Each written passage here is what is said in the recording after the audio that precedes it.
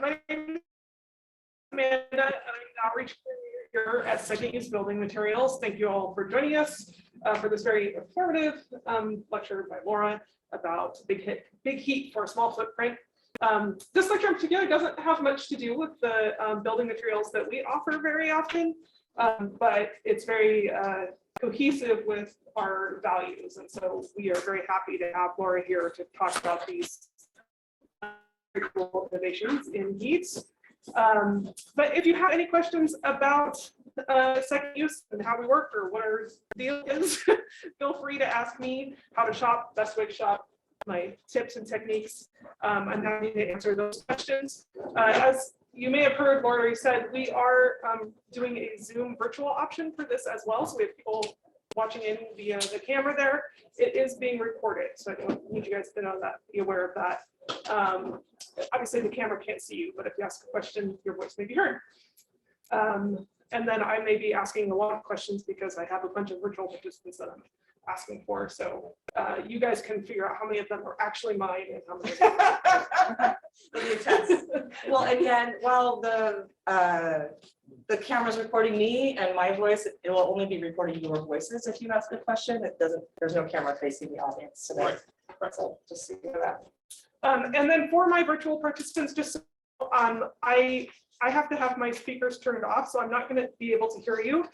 Jill with Mighty House Energy is on there as well, but your chat room, our chat room in the Zoom, is going to be your place to ask questions, and I will be watching that and can voice them to Laura. Fantastic. Thank you. Take it away. Yeah, well, I'm really excited to be here. I was realizing this is my first presentation in like almost 3 years, which is kind of mind-boggling because I'm used to doing like 5 or so different kinds of presentations throughout a year. So I'm excited to be here, and I'm excited that you guys are all here too. I think Second Use definitely has our most favorite audiences, and that folks are already really engaged in thinking about what they're doing in their homes. And they're also very interested in having authentic and positive solutions. And also are usually very concerned about the health of themselves.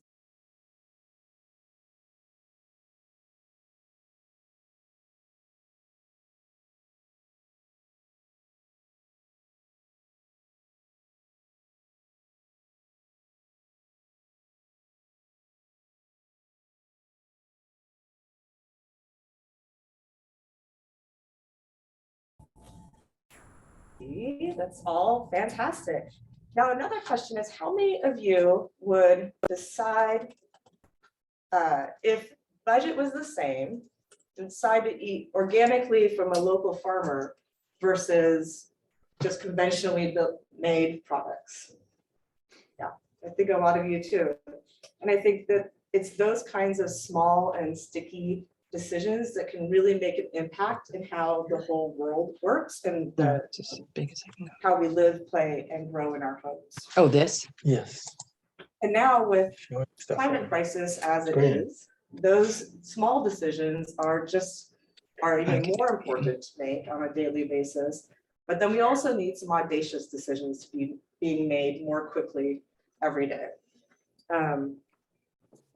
And that's where this comes in. I think one of the tricks that homeowners have is that they only see what they see, whereas a contractor with we do a remodeling contractor, we see a whole slew of solutions all the time and can really compare and contrast how they are effective and how they are efficient. No, in Seattle, our winters look like this, pretty dark, dreary at times. This one's had its moments this year, but we really wish we could sort of feel like this. It may be cold and maybe get some snow that we need, but we don't really want to be cold, especially in our homes. So, you know, heat became near and dear to my heart about 9 years ago. We were building a small addition in Madrona and on Craftsman Home, and they had a boiler system for their heat solution there, but it was a huge Craftsman Home. and they had totally maxed it out and they couldn't do anything. The homeowners started talking about these infrared heat panels they had on a floating home on Lake Union years and years prior, and how much they loved the quality of the heat. The architect knew nothing about it. We had never heard about it. The electrician had never, like anybody we talked to, nobody really knew what they were talking about. So, you know, I got online and we found a solution and they said, yeah, that's what it looked like. And so we bought it. And, fast forward about 6 months, we had this cold November day, and the electrician was just doing all the final hookups and had turned on the heat. He and I were sitting there chatting, and it had, this section of the home had been sectioned off from any other heat source for months. And all of a sudden we started feeling warm. It was like 5 minutes later or something. I was like, what? How are we already feeling warm? We just turned that on. And it sort of blew my mind. And so I went back to the office, and here's a picture of the home. And you can barely see between the two furthest right lights, you can see a little rectangle. That's the radiant ceiling panel. In this case, it was recess mounted to be flat with the ceiling, but in a lot of cases they're not. So, but I went back to the office and I was like, what are these things? And it turns out that they're not only silent and made of easy materials, healthy materials, but they also are efficient. And it sort of blew my mind, and I sort of started telling everybody I could find to listen about the infrared panels. And my obsession really started about heat. So much so that I started a second business about 2 years after learning about these that just sold infrared heat. But this session isn't just about infrared heat. It's about how to think outside the box about your heat solutions and what works best in different circumstances. And so let's see. The unintentional theme of the last 2 years has really been around adaptability. I think most people have to have flexibility and adaptability as often as you can tolerate it. And I think, you know, maintaining a small footprint in heat is also about small footprints of homes, right? We strive, whether intentionally or just by budgetarily, to have smaller footprints and lower impacts in our home spaces. And that, you know, also has a positive influence on the climate and with a smaller carbon footprint, as well as smaller financial outputs in most cases. So I think that, you know, one of the key measures to heating properly is weatherization and how your building envelope exists. And there's some really amazing solutions for building envelope that aren't necessarily more expensive than what's been traditionally done, but they're healthier and more efficient for your home. I'm not going to go into all that today because it's definitely a whole topic in and of itself. But things like your air barriers, making sure that you have barriers on the inside, if you're building new, on the inside of your home and the outside of your home that are vapor smart and can not allow moisture in, but allow moisture to escape on the outside, and, you know, opposite on the inside. You don't want that inside of your walls to get rotting, too much moisture. The other thing is insulation. Obviously, that's a real key factor to feeling warm and comfortable and keeping your home efficient. If you can insulate, if you're an existing home, insulating the attic and the crawl space is the easier solutions. Insulating the walls has tricky impacts depending on the era of your home and how it was built and a bunch of other things. And if there's insulation, some insulation existing, just not very effective.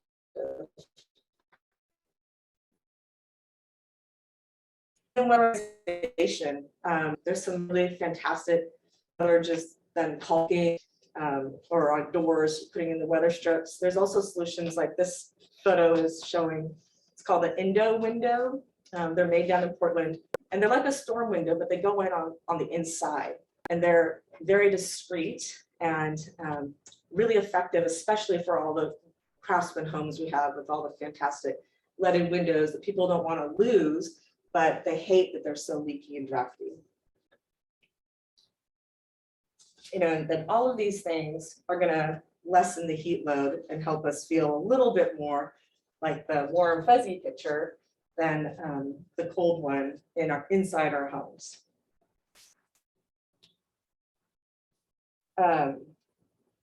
Sometimes people will think, oh, I can just insulate my home like crazy and then not have any heat. And that's actually against building code. You have to have a heat source that can heat the whole home and isn't a fireplace.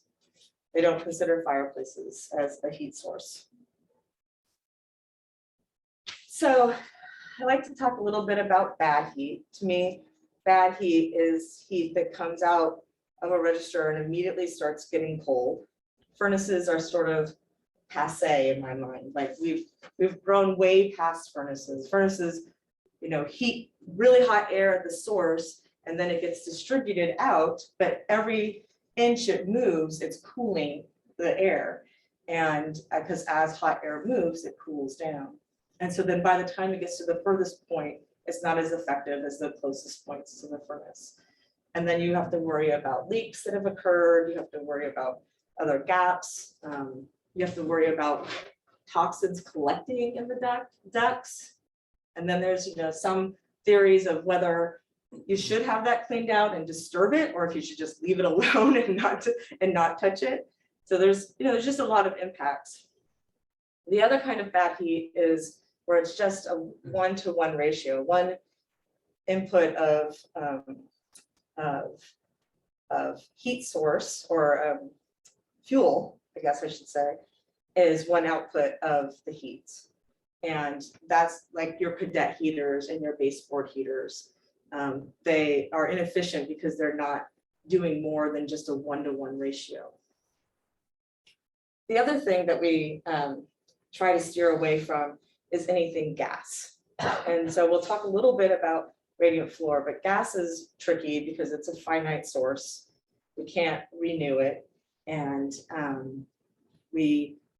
it's actually not great for your indoor air quality. And as you tighten your home, your indoor air quality becomes more and more important.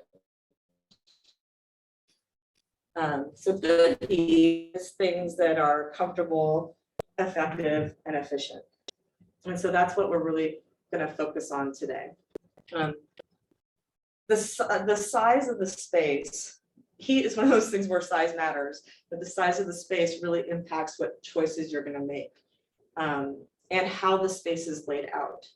What I look for is things that are adaptable and are going to have the smallest footprint, both from an efficiency standpoint and cost standpoint of installation and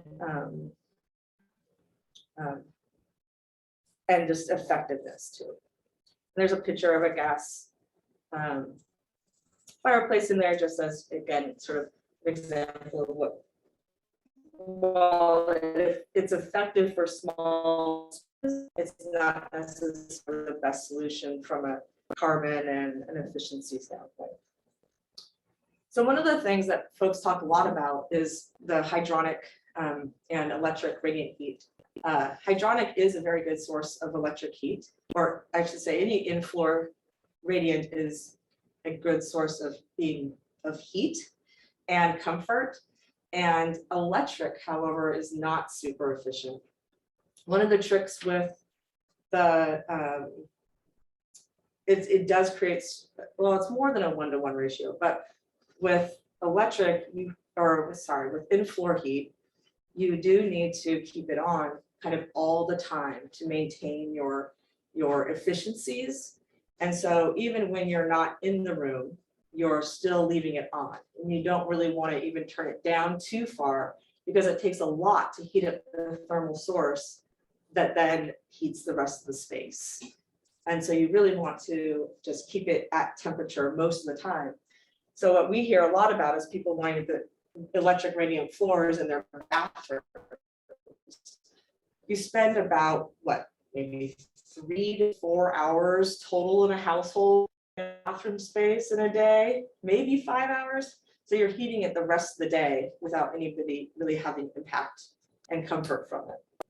Hydronic heat, being gas fed, is efficient, but again, you're having to leave it on all the time.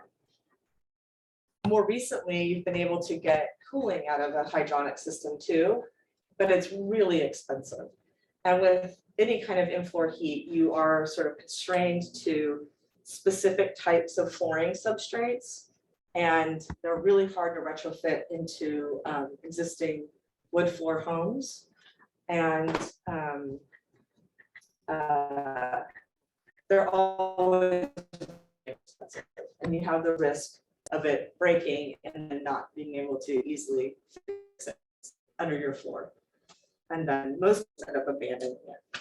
So while the great efficiencies with them, not a huge fan because of sort of the maintenance piece and the cost of installation.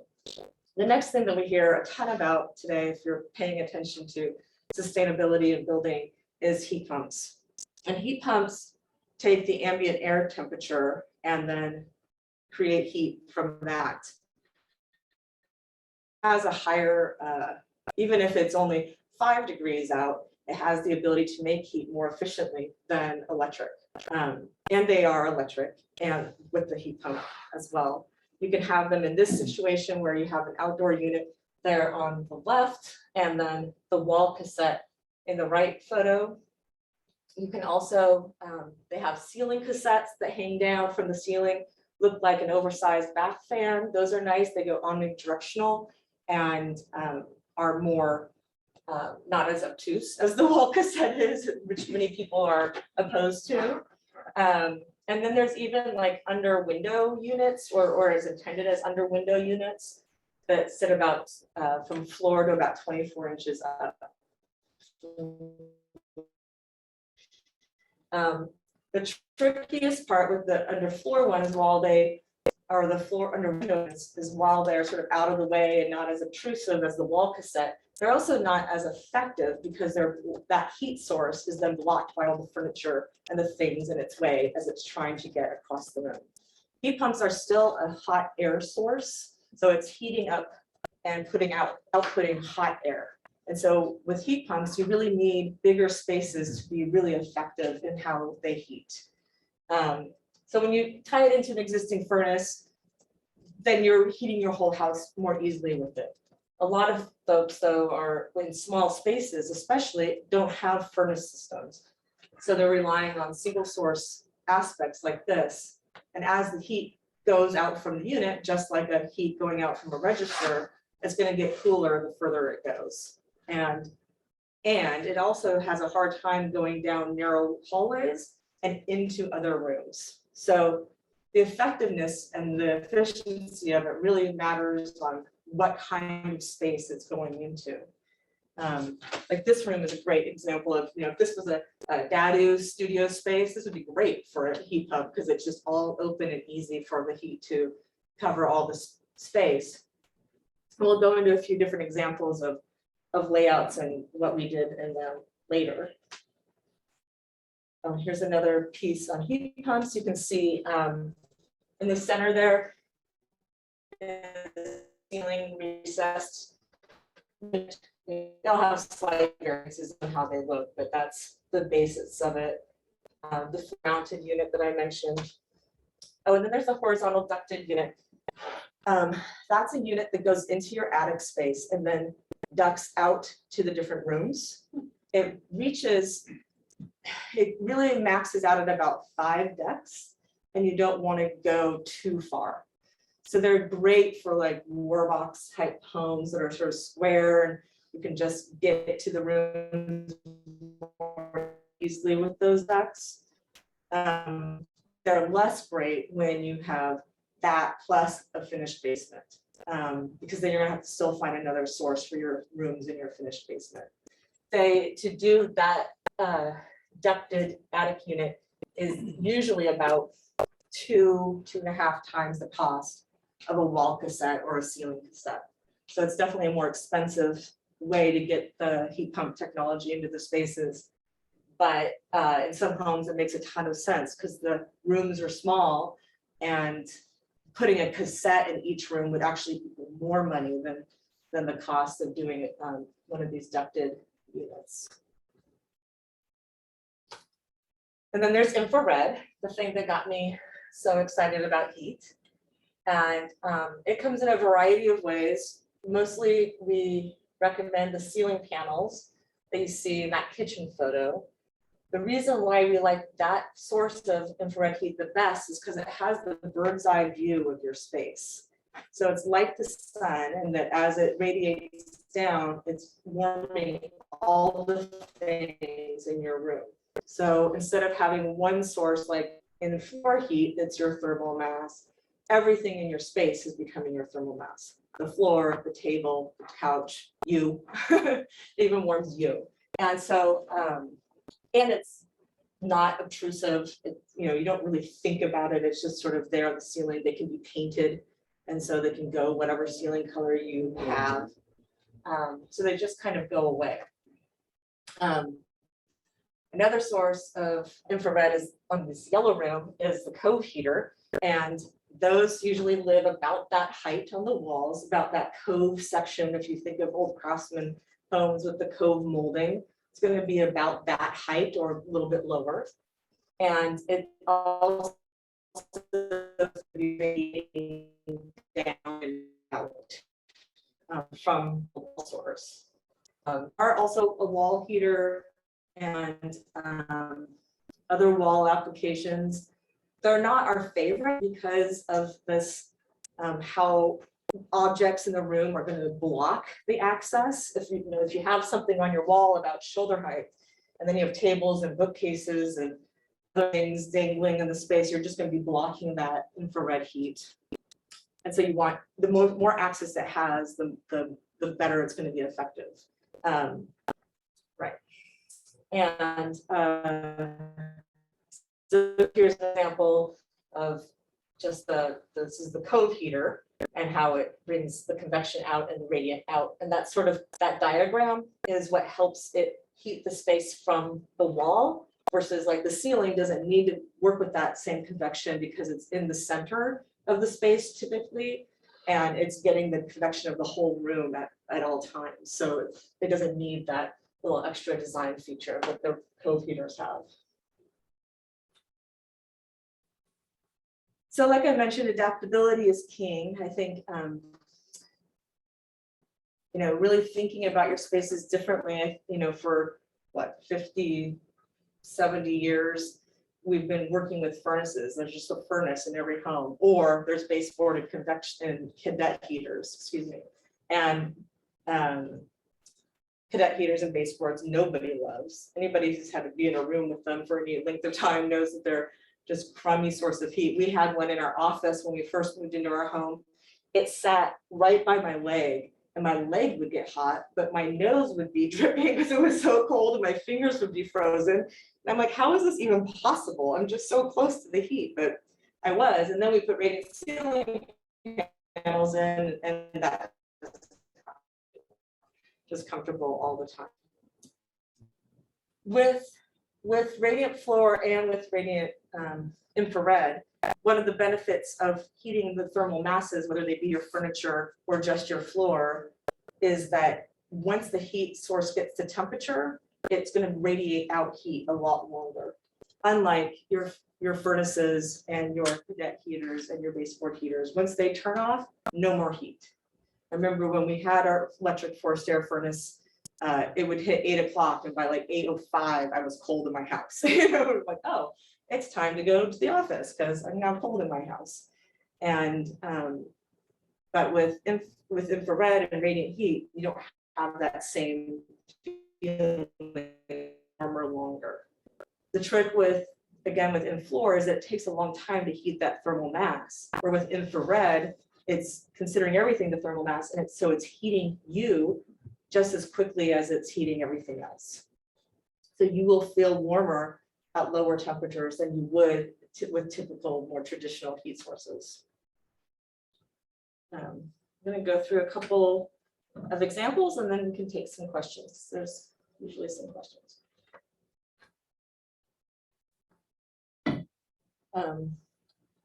So here is sort of a typical Rambler home, loosely based on my home, although I'm not an architect, so I'll just forget some of the details that aren't accurate. But we had a furnace. It was in the corner between our den and our master bedroom. It was in this little closet right here that I didn't draw. And it was loud. Every time it would come on in the winter, we'd have to turn up the TV because it was so loud. And then it would go off and the TV would be blaring. You know, we just had that constant battle of volume.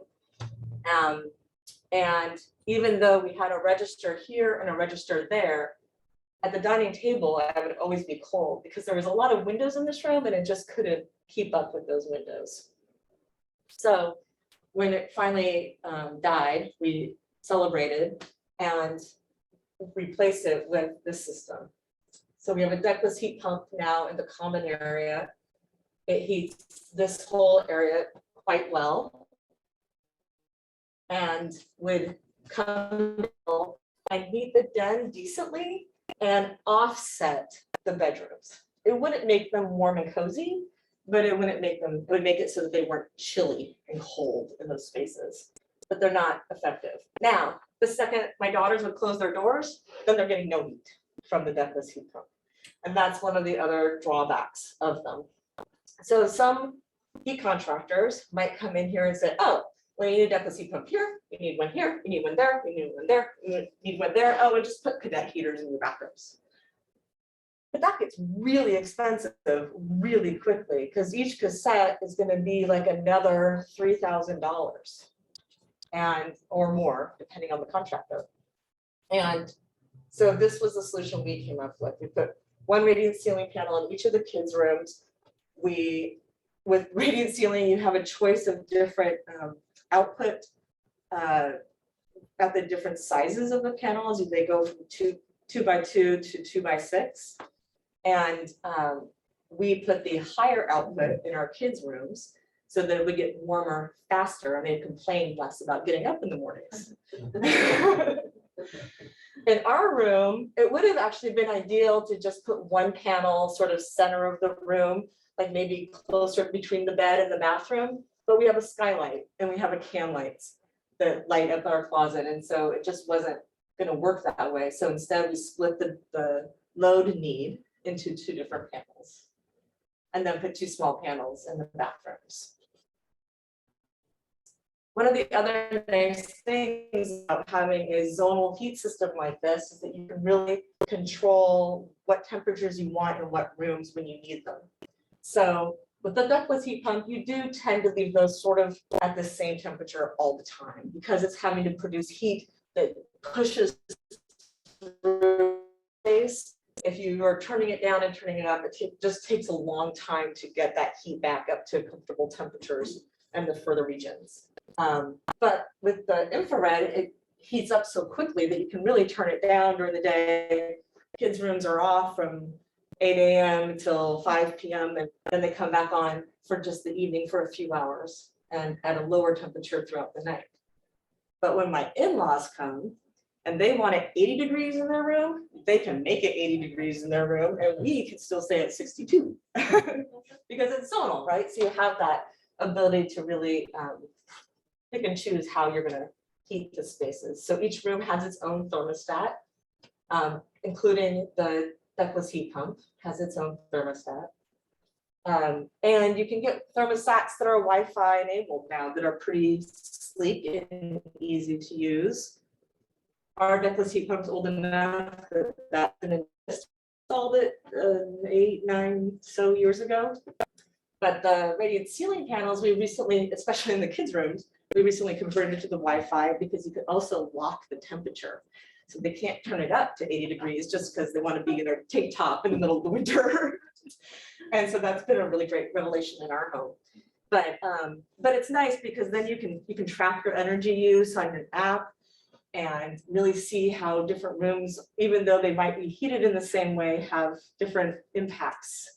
Yeah, I have a question. What's the average price of those radiant ceilings? it depends between the sizes and the lot, but they range between, there was just a price increase and now I'm being tested between like 250, 300 to 700, I think. For the unit? Yeah, for And the you just unit. wire it in? Yeah, and they wire very simply. You need, if you Are they were 110 or? either, they're either 240 or 120. So depends on what you have available and what makes sense for your situation. If you can do 240, we recommend it because it will just heat a little bit faster. Yeah. But yeah, What's the amperage range? the amperage range is between like 2 amps to, I think it is. No, between 1.6 and 8.3. So the amps are super low.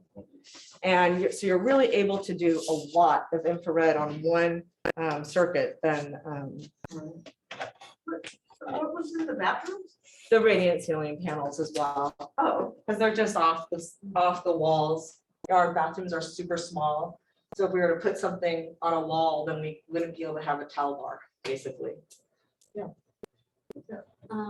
One thing that, when I was on some review groups, they talked about the fact that, for instance, the old radiators were under windows. And when you put a heat source, especially a furnace, if you make it on the outside wall and under windows, the heat rises and creates a natural insulation thing on that outside wall, and that's very helpful. I don't know if it creates an insulation per se. I would say that just because that heat is rising there, it's combating the cold that's coming in a little bit, but it's really not going to totally insulate it. No, it doesn't totally, but anyway, it was Yeah. a school design team that goes around Yeah. talking, and so the furnace being right under the window does create a sort of insulation. Yeah. I think more it helps to create a convection because you do have that leaking window that's bringing in air and then the heat's rising and it's getting sort of pushed and swirled into the space. So it really helps with that convection piece more than I think the insulation concept of heat rising and insulating those windows. But you bring up a good point in that there's hot air and there's heat. Heat radiates down like the sun does. Hot air rises. And so with radiant, it's heating the objects, and then off the objects, it's heating the air, and then that heated air rises. But the radiant is actually objects. Where with a ductless heat pump or a furnace, it's putting hot air out, so it is going to go up. The ductless heat pumps, again, you have them on the ceiling or closer up, higher on the wall, so that it has a better view to push out heat and not be impeded. It also has fins in it that can be turned sideways and up and down, so that can help push the direction that you want it to push, even though it's higher up in the wall. Like have them slightly down, and like in our case, we have them slightly down and facing this way to kind of encourage heat in that direction. Now we found that in the colder days, the ductless heat pump didn't really heat the den very well. And despite being head to toe in fleece and a blanket, I would still not be warm in there watching a movie because you're just sedentary. So we put a cove heater in that room up high. This is, you can't tell, but this is a doorway that had a header on it. So we just put it above the header, and we would only turn it on the really cold days. So, but that was a nice accent point. Since this drawing, we've taken out this wall And now the ductless heat pump totally effectively heats that space because it has that full open space to get to it instead of having to go down this hall and into the room. Is the heat pump sized on cubic feet of space to heat? Yeah, sort of. I mean, yes. And again, it's only going to go so far, and then you'll need another head to come back other spaces. So in most Seattle homes, in the common areas, you're doing like a 12,000 BTU unit, and then in the bedrooms, either that or a 9,000. They don't tend to do ones that are smaller than that. And there's not a lot that I hear of where they're bigger than 12,000. Yeah, Amanda.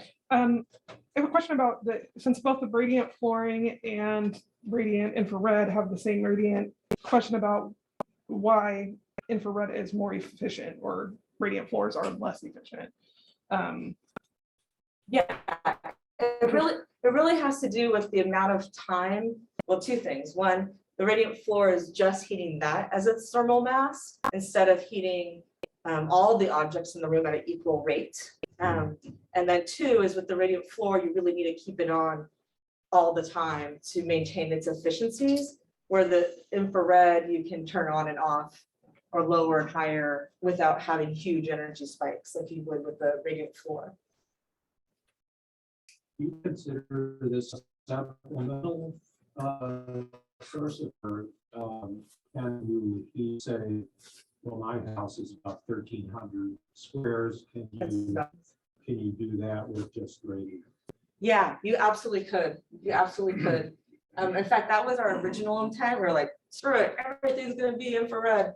But then we're like, well, at the time that everything went down, there was still community power works going on in Seattle. It was this whole program to help people bring their homes up more efficient, insulation, heat systems, yada, yada.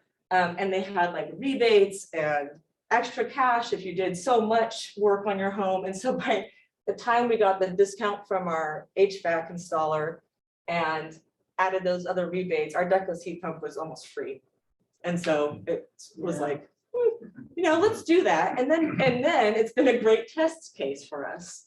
So for instance, one of the things that we've learned is that as the heat goes from the living room down the hallway, you would think that my daughter in this first bedroom would get more heat. But in fact, it just bypasses her room, hits the bathroom, and then bounces into this daughter's room. So the furthest bedroom actually gets more of the heat from the ductless heat pump than either our bedroom or my other daughter's room closest to it. And also you have AC in the summer too, right? Yes, You yeah. don't get that from radiant. No, you do not get that Yeah. from Radiant. And so it's nice to do that. So that's one of them. Thank you for bringing that up.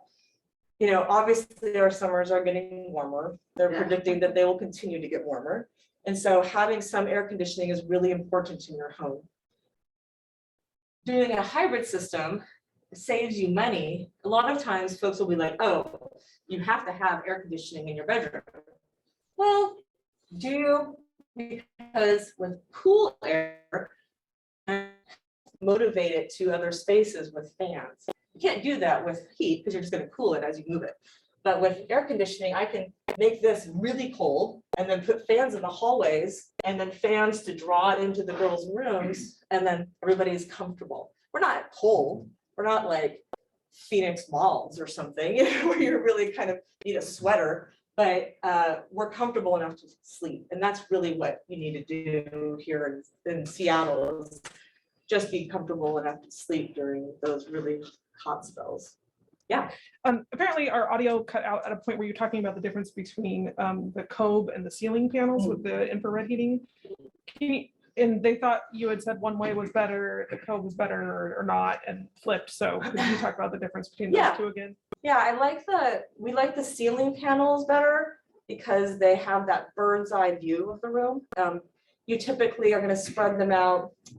Like when you install ceiling panels, you're thinking, okay, they radiate down at about a 45-degree angle. And so you think about that in a space like this, you're probably going to have a pair, like maybe 2 or 3 sets of pairs going down this space, maybe only 2. And because when they radiate down, they're going to cross each other and make sure that everywhere in the room is nicely heated. Where from the infrared cove heater, we had just one on this wall and it was really cold. It's not going to heat over there very quickly. It will get over there eventually, but it's just not going to be an even distribution of heat. And so we're going to probably want one on that wall as well. Well, it would like keep that, and then it would bang off of everything as it went. Yeah, Okay, yeah. I get it. yeah. I have a couple of other examples. Oh, here's a couple photos. In the right photo, you can see how it's recessed. This is a retrofit situation. So when we recessed it, there was actually just like a little extra lip between the ceiling and the infrared panel. If you were doing any kind of new construction, you can make that like beautifully smooth. But then here they are just attached to the ceiling. They only hang down a ½ inch, so it's not really a very obtrusive. And it's a much more budgetary installation than trying to deal with all those sheetrock corners. So if you have the light in the center, do you just put it on one side or do you need to have two? Yeah, no, you can do one on one Okay. side. You know, in our bedroom that I showed, we have a skylight too, that's like right here. Nice and big. So Right, to have a good space between the two to do it. Right. This is a project that my company did where we added a second story. And so this lower part of the house was already existing. And then those upper sort of like dormers was the new. And on the right, you can see the floor plan of the new space. Now they had a furnace and they loved their furnace for the main house, but it was maxed out with its size to be able to go to the second floor. And getting the ducts up there was atrocious. Like we just sort of thought about it and it just wasn't gonna work without impacting square footage or impacting the outside of the house, or it was like all these weird ways we're trying to make it work, but it was just a mess. And so we're like, well, scrap it. Let's just do infrared up there. And so that's what we did.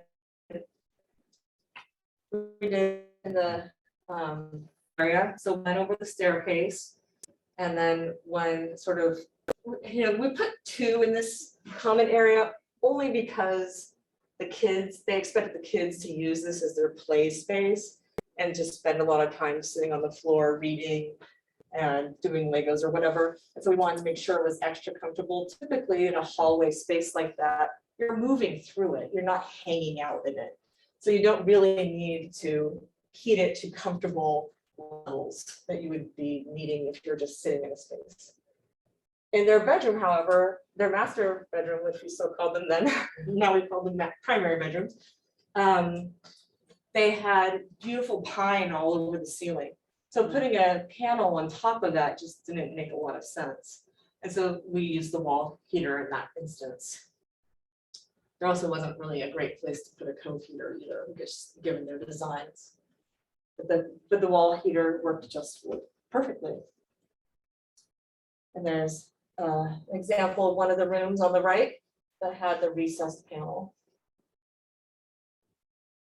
I have a question. Yeah. Can you talk a bit about how those panels function, like what's happening inside of the panel? It's an electric wire around with insulation.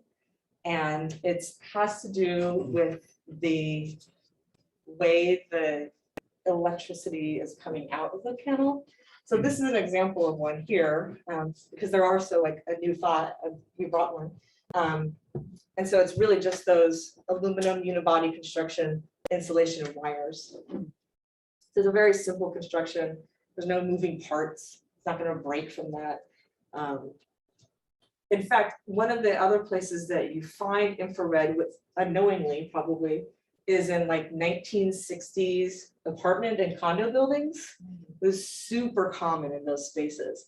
But in those days, they just ran the wires behind a drywall and people wouldn't know it. So they'd screw things into their ceiling or walk around up there and break their systems. At least with these, you know that there is something there, so you can't really break it. like those older systems. But we do a lot of retrofits in buildings that had that, because people loved the heat so much. But, you know, now it's broken, so they have to find a new solution. Are there cold zones at all with different setups? No, I mean, you want to size appropriately so that you're not having to heat longer than necessary, right? So if you had a room like this, I wouldn't say, oh, just put a back panel in here and it'll heat it up. It will heat it up. It's just going to take a long time from going from cold to comfortable. We find we would do some open houses at the house, and leaving the bedroom panels on all day would overheat the rest of the house, because that heat did even make it into the living room space, and make that really warm in there. It was kind of nuts. Yeah. I'm kind of surprised that you have some Wi-Fi remote controls for these things. I'm not seeing that you don't have Siri or Alexa. Yeah. So this is where it gets into, like, if I had an electrician background, I could tell you more precisely. But there's this piece about with most Wi-Fi thermostats, where with an electric radiant system, they need a relay. And when you install the relay, you're just adding to your electrical costs of installation, and it would just go too high. So most people wouldn't do it, but you could put a Nest or one of the other ones that you can control with Alexa and so forth. MISA is another company that developed one that does work without having to build in the relay into your system. So it's just a separate app. But yeah, you can control it, you know, turn it on your way home, and or turn it off and you forgot to put it in vacation mode before you left on vacation. You can do that. Yeah. Curious if you were going to use it in a dusty environment, like a workshop or something like that. Are there issues with dust? No safety issues that way? You just dust it off, blow it off. Yeah, I mean, you can see after the presentation, it's fully enclosed, so there's no way for dust to get into it. It's just gonna look dirty. In fact, that one was kind of dirty because I haven't used it in 3 years. I found, yeah. How does it compare to, we have a convection heater Mhm. in our bathroom, uses very little electricity. And as long as you keep the door closed, it works. Yeah. Well, how does it compare? Because that was very inexpensive to install. Yeah, they are inexpensive to install. These are going to be more efficient because they're going to be heating as a thermal, all the thermal masses in the space. And so they're going to hold that heat better than with just the convection wall heaters. And it's, you know, if you're using the ceiling panels, you're not taking up valuable wall space. I mean, that's another place that we talk about infrared a lot, is in tiny, tiny homes, because every square inch, every centimeter is important, and the smaller you get. And so, you know, like showing our bathrooms, you know, they're 5 by or 8, one's 8 by 4, and you know, they're just small spaces with a lot going on in them. And having a wall heater could be a big impediment. Another thing that folks will see a lot are ceramic wall heaters. We've encountered them a lot in Airbnbs and so forth. You can plug them in, they're super inexpensive. However, they'll crack. They get really hot. And so when we would travel with our kids when they were little, I'd get really nervous. I wouldn't let us use those. You know, we'd find other ways of staying warm in the space because they were just too hot for like little kids. Where these get to be hot, but you can put your hand on them and realize, oh, that's kind of hot. I probably want to move my hand, as opposed to, ow, I'm burning myself right this second. And only get about 75 degrees on the backside. So you're really not losing heat from the backside of things. There's another photo of it above the staircase. One more example is multifamily townhomes. Again, what's interesting about townhomes is they are usually really narrow and have some smaller-ish spaces. A lot, you'll see contractors putting in deckless heat pumps in all the spaces. It's an expensive solution. We would, in this scenario, would install deckless heat pumps on the area so that you do have air conditioning on both floors, but then offset what effectiveness isn't going to get into the bedrooms or bathrooms with infrared in those solutions. And then because we'll get having air conditioning.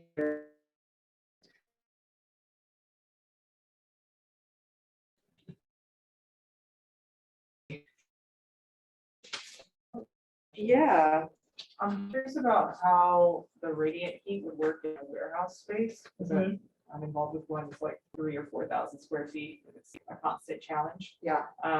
So yeah, I'm curious how much a large warehousey area. Yeah, it's definitely trickier. You wouldn't want to use, most warehouses have high ceilings as well. Yeah. Yeah, so using the cove heaters is definitely easier because you can put down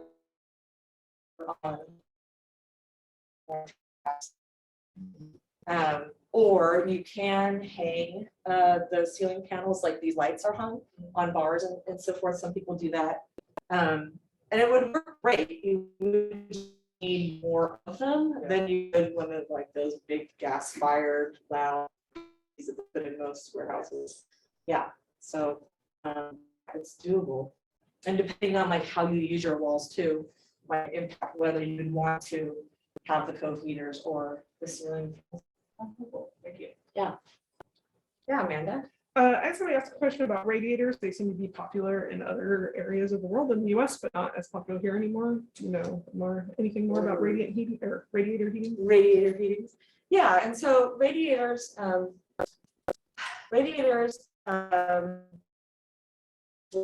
is a hydronic system, right, running hot water through them and through the house.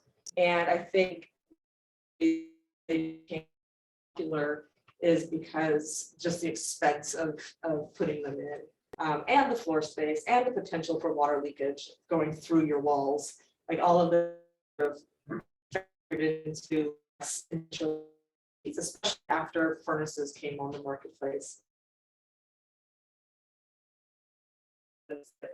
With the crowd. Yeah. Okay.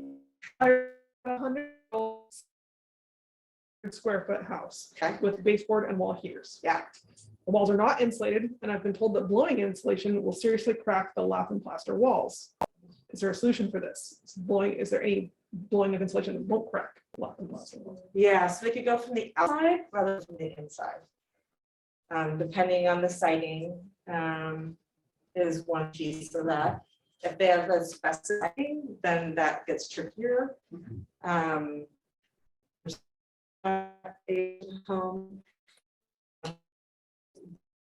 Fill from the outside, they'll just take a piece of siding off, drill through, and plug that, and then put your siding back. And that's going to be much more effective than from the inside, and a lot less messy. Now, some people either are planning to get rid of their lath because it's such a pain with cracking and flaking and all those things, depending on the home.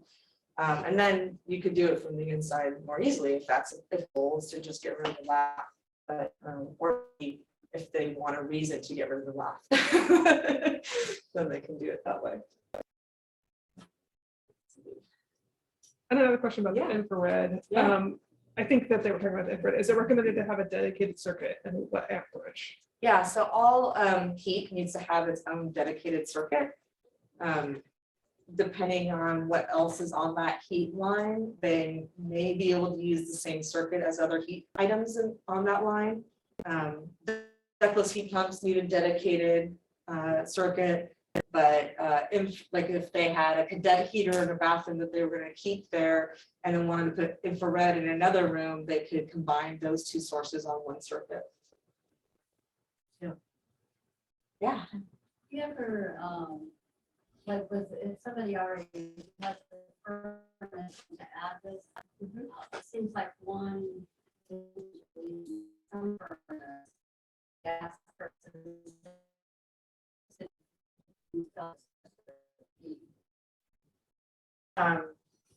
I'm sorry, say your question again. Well, if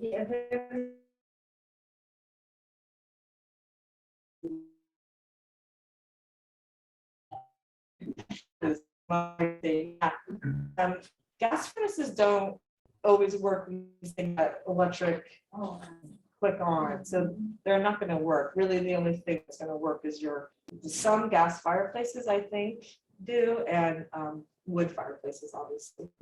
But yeah, the nice thing also about them being having an all-electric system is here in Seattle and Washington, we have a really clean energy sources. So that's nice. We have a little bit lower energy costs than other places for electricity.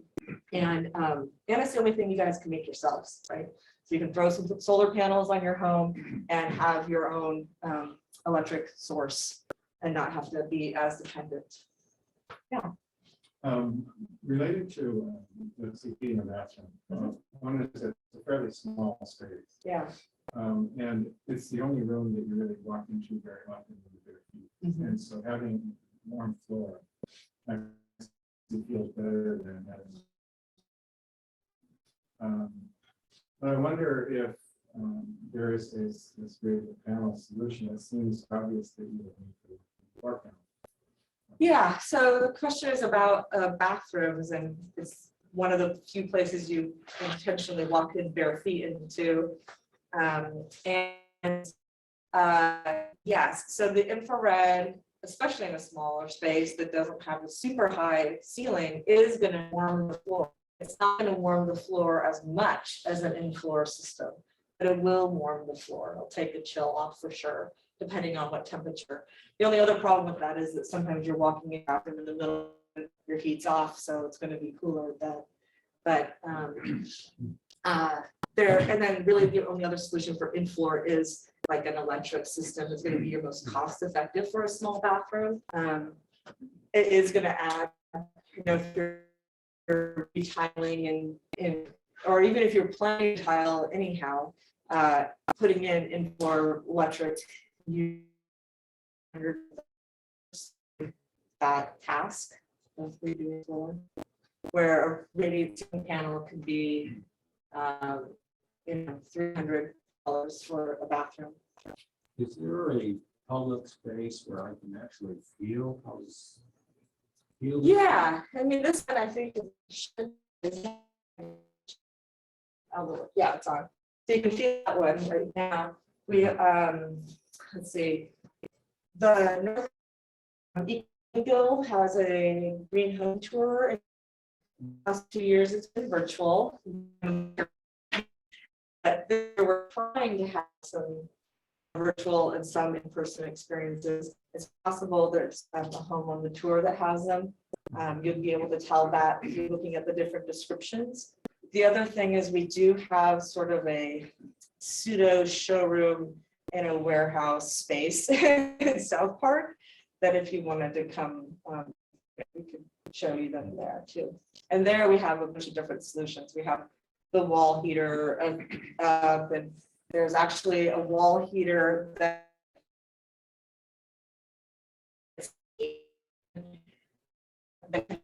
these silk screen that you give the manufacturer, and so you can put it on your wall.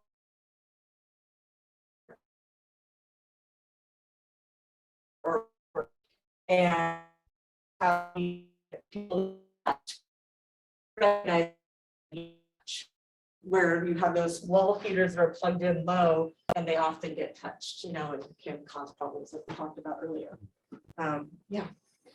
We do have them installed at our customer service desk Oh, yeah. in the probably least ideal conditions because Yeah. open air and there's wind blowing through. And so, but when you're standing there as the customer service representative, it feels like the sunshine is shining. Like, oh, there's no sun coming in. Why? Oh, right. The rain. Right. Right. And that's just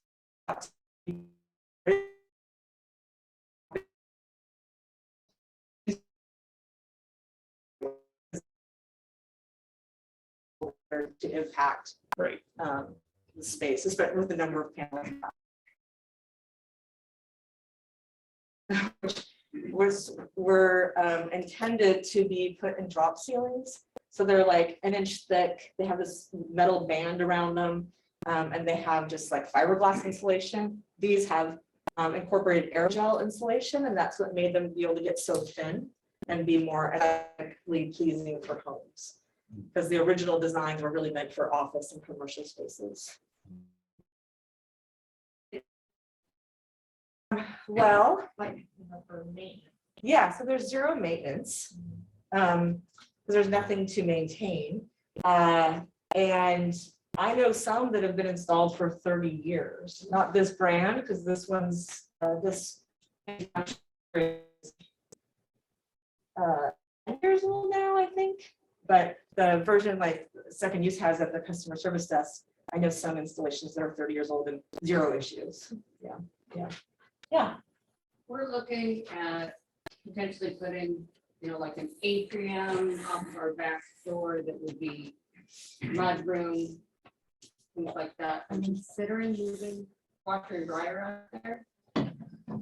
But, we need to maintain it so it isn't freezing out there, but you're not gonna keep it at a home. Is there a temperature range that, like below a certain temperature that we don't function at or don't function well at? We wanted to maintain it at like 50 out there. Right. So I guess the answer depends on what your function well at means. So from an efficiency standpoint, anything out there that is more in uninsulated space is going to need to run kind of continuously when it gets colder. So pretty much anything you put out there will be efficient, but they will heat the space. When we have some calculators, so I'm here today under my company, Mighty House Construction, but on the mightyenergy.net website, there's some calculators to help you understand insulation versus square footage versus windows and what kind of wattage you need in the space to maintain comfort. And then you could probably go 1 or 2 steps down because you're not trying to maintain a basic baseline temperature. And then if you have any questions, you can always email and we can help figure that out with you. And I would say in depending on where you have that temperatures about 60 to 62 to maintain a good indoor air quality and keep you don't really have much except washer and dryer and I don't know, maybe a bookshelf. And I don't know what you're gonna have in there, but if you don't have much things that could get moldy, then you probably don't have to worry about it as much, but just something to think about. Amanda. Can you compare the environmental friendliness of a pellet stove versus infrared ceiling panels? The person has got a old wood stove in an addition that they're planning on replacing, and they're going to use the Puget Sound wood stove replacement program. Mm-hmm. Yeah, so that's, I don't know a ton about that program, but I know it's a good program. One of the things with all fireplaces is to make sure that you're getting one that can efficiently burn the fuel source and have as little output as possible. Pellet stoves are a great solution for that. In city of Seattle, I know that can't be considered your sole heat source. So that would be a thing. It depends on where the property is. And the biggest trick with what are marketed as and even proved as fireplaces is the maintenance on them. Like to maintain that efficiency, to maintain that effectiveness and efficiency of burning the fuel source, you really need to maintain your system. Otherwise, it will start to lose efficiency and have more pollution output. And then again, in the Seattle, King County, Puget Sound region, we have days throughout the year that you can't use fireplaces. So there's that factor too. You mentioned the ratio of fuel to output. Do you have any idea offhand what the ratio is for a radiant panel? It really with them as far as the energy efficiency world likes to model things. They have all these fantastic tools for modeling things, but infrared panels are really different on the space.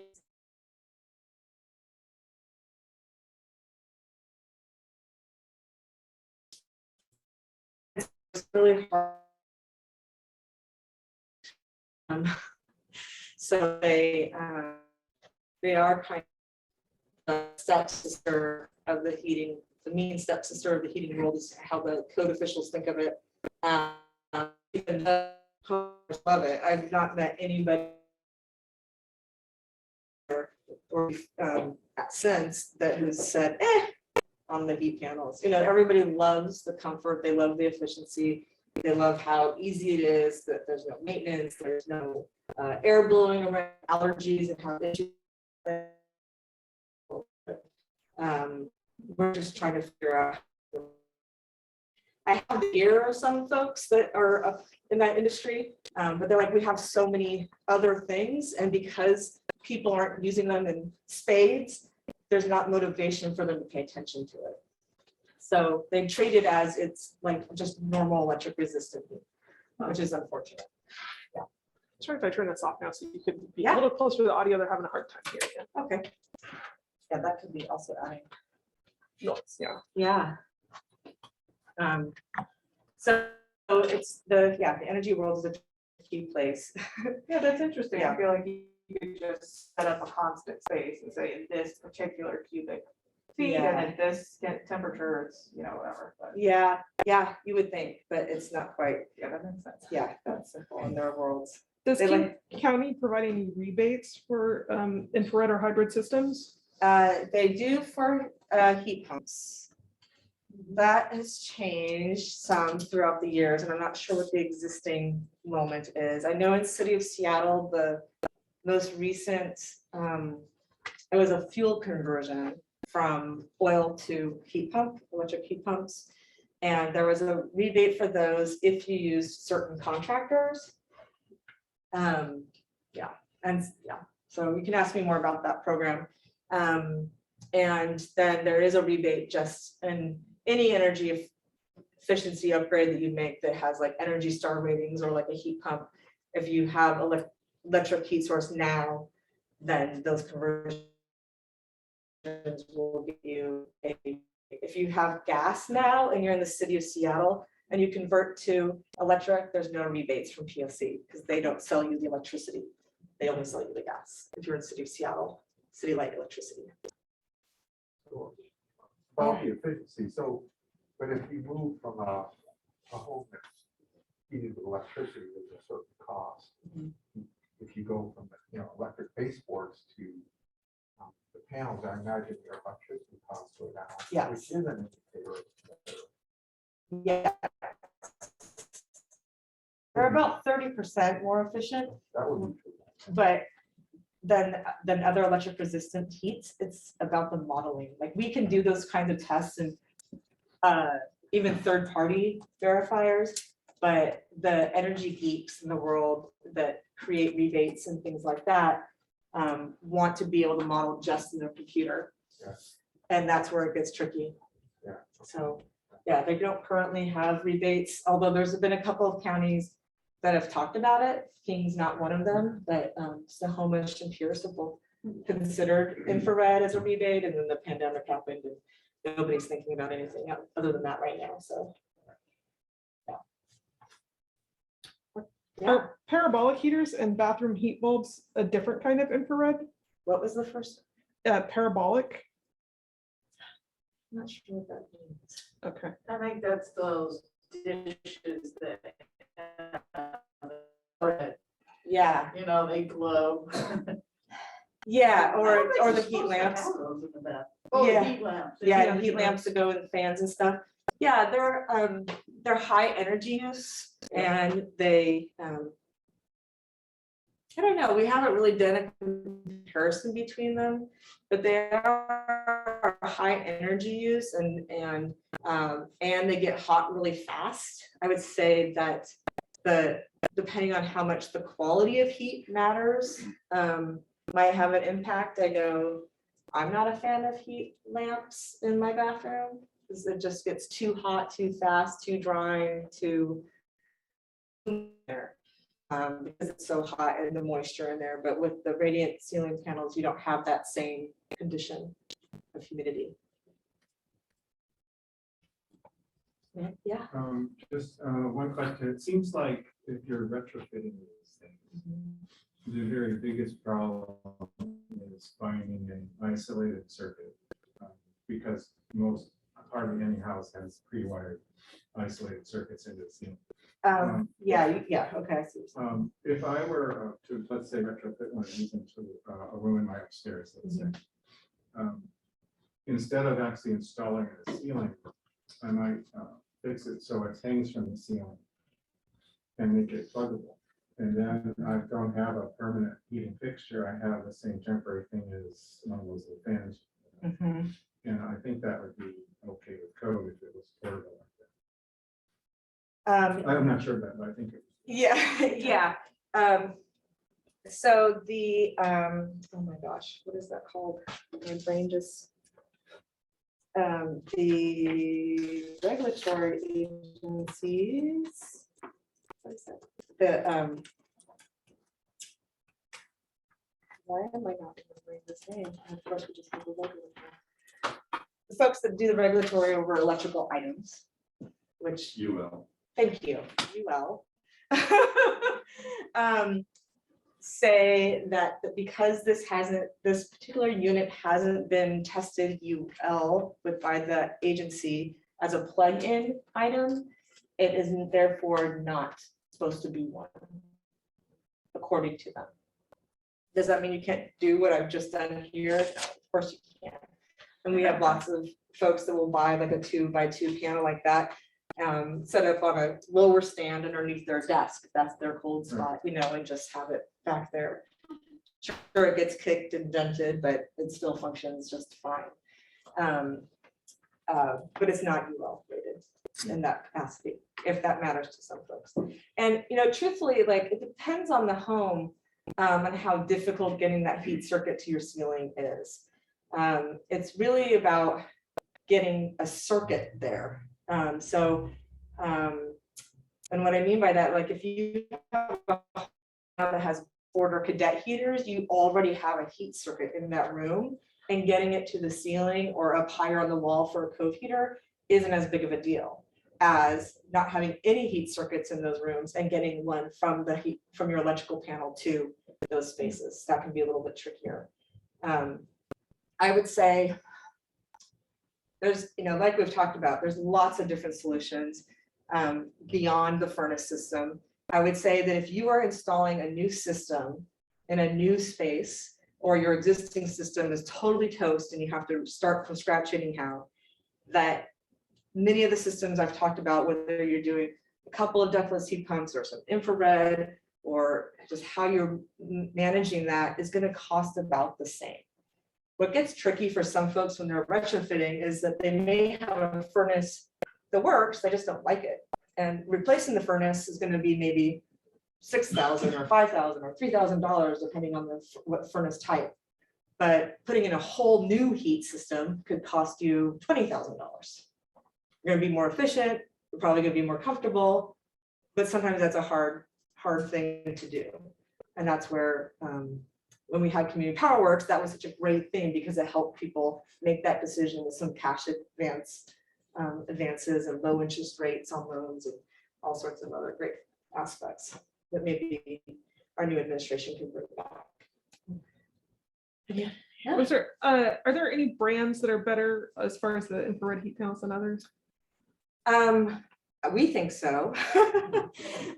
So with the products that we have sell, we vet pretty well for US made, and that the conditions of which they're being made in are reasonable and not sweatshops, and that they're using as little materials as possible, and that there's that the people actually want them. So this infrared ceiling panels made by Ducatera. They start off in Olympia and then moved to Bellingham. So they're a local company and meet all those other pieces that I just talked about. Can you spell that name? DUCOTERRA. You can also go to mightyenergy.net and see all the different products that we recommend. Okay. Yeah, yeah. And there's some brochures up here too. This one in the back is huge and really gives you deep dives into infrared more and gives you just a ton of information as well as all the different sizes and shapes of the ceiling panels. And then these other two pieces talk about all the other products. This first one is all about the heat products that we sell on front and back and gives you this little snapshot into all those. And then this one is the thermostats, which there's only two, a Honeywell that we recommend and the MISA. And the reason we recommend this Honeywell in particular is it's a good price point. It's programmable, it functions well, you know, so it just makes a good sense. And is all that information also on the Mighty Energy? Yeah, definitely still on the Mighty Energy website. So for the ceiling panel, I have a 100-year-old floor box that's plaster and lap. Yeah, And I don't mind having a panel on my ceiling. I'm not gonna recess it or anything. right. But, so can you just mount it and then wire it in the attic? Yes, so you bring the wire first. Because I have wiring in the attic already. Yeah. And the heat source, I'm gonna redo my panel anyway, so. Yeah, it yeah. doesn't really matter. Yeah, But can I just mount it to the ceiling without putting a big hole? yeah, you don't need a big hole. You I need a just- hole I for need the a J hole. box to come through. Yeah, for a box. But yeah, but other than that, that's all the hole you need. And then, yeah.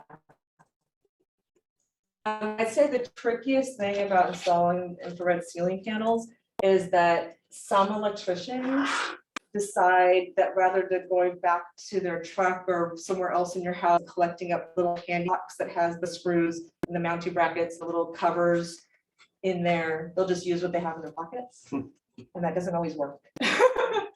So if it starts like falling down, it's probably because they So didn't you use gotta what make was sure- actually in the box. You gotta make sure it's mounted properly and the Yeah. box is proper. Yeah, and there's good, easy instructions to read. I mean, it's very, very simple. It's just that sometimes people take shortcuts, like using what's in their pockets, and sometimes that's not the right product to use.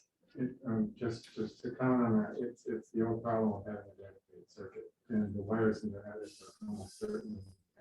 No, they're not. Yeah, I'm rewiring the house anyway. Yeah, So I can rewire it just for that. sure, yeah, for sure, for sure. And even if you weren't changing out your heat source right away, getting a heat circuit up into your attic and just coiling enough length Yeah. to Well, I've then already pulled out be my, used. I already pulled out my old gas burner. Oh, there you go. So, and I'm using a couple of real efficient little space heaters right now, but it's small, so I'm fine. Bathrooms are probably one of the trickier spaces that we have conversation about as a contractor, and that some people don't care about having warm bathrooms and some people do. Yeah. And so it's hard, especially when you're doing like a new construction situation, where there's gonna be lots of mess and it's sort of an ideal moment to properly heat the space and not have to come back and cut things up later. Well, sometimes it's folks to bring a heat circuit to a bathroom, leave a cover panel there for a potential down the road if they find that their bathroom is not getting properly heated from the other heat source in their adjoining My spaces. house has a 1-foot drop ceiling, so I can easily put a ceiling on it. Yeah. Other questions? Okay. Do we request topics for these seminars, like roofing? Yeah. You guys roof? We're not a roofer, but we Right. do roofing in our projects, yeah. Yeah, send them to outreach@seconduse.com and we can. Outreach at second use. Yeah. Yeah, thanks. Appreciate that. Feel like Amanda said, they typically do talk things. Yeah, Because you guys had a tile seminar earlier this Mhm. year. That was fantastic. and we do a door.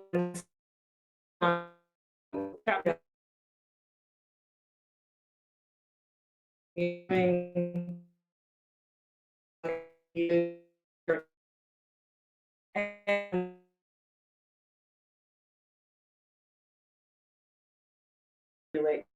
Now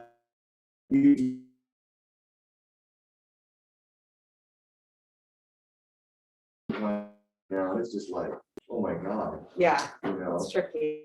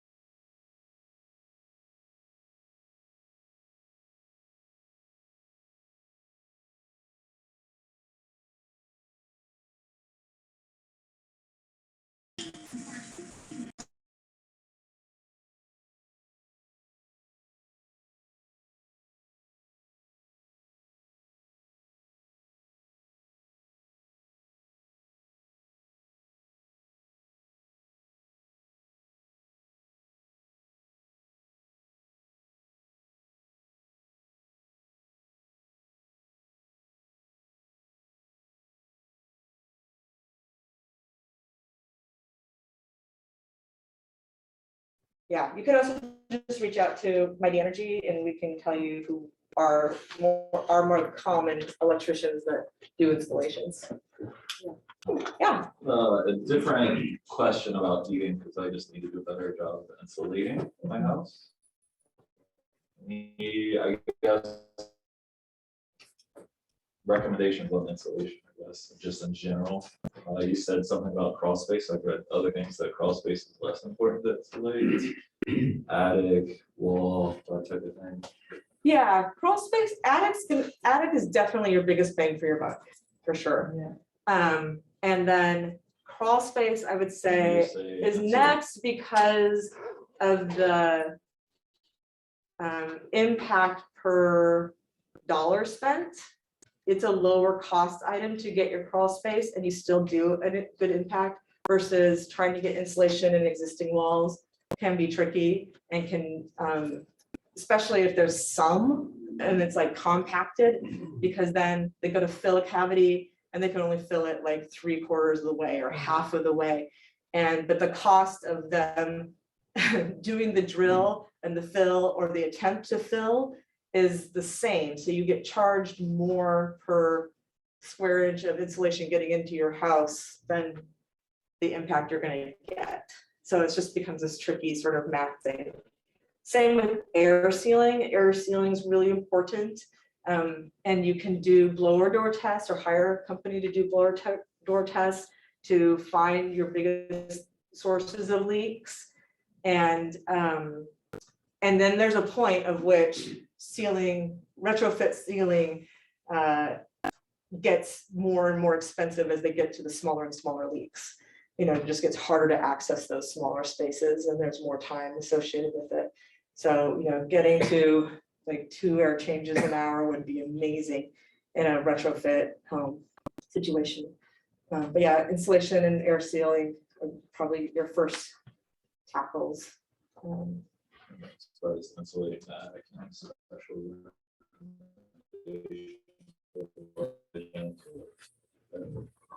economics of that. Yeah, I mean, Just general blow in. Or yeah, general blow-ins, close cell type yeah, is the cheapest.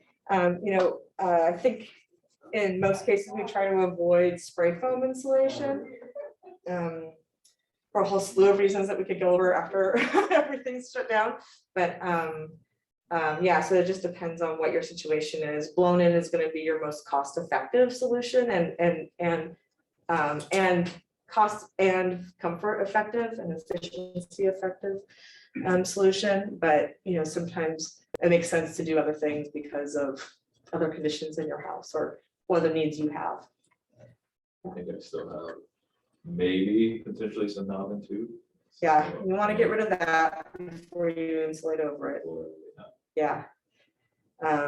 You can sometimes with knob and tube get it certified by an electrician and then an insulator may insulate over it, but that's become fewer and fewer over the years, we've noticed. So most of the time they just want you to ditch it before insulating over it. Yeah. Any other last questions from Zoom land? Let's see any. And like Amanda said, that this is recorded, so if there's pieces that you're like, what did she say about that? You can see it on the recording, or just email, just email me. I'm happy to repeat some of the information and give you additional tips. Thank you. Yeah, you're welcome. Thank you so much. Thank you. Yeah. Yeah, so glad you guys came. Yeah. Feel this. Yeah. So I'm building a workshop, a studio. Yeah. Yeah. Small footprint, it's like 12 by 20. Mhm. So, Mhm.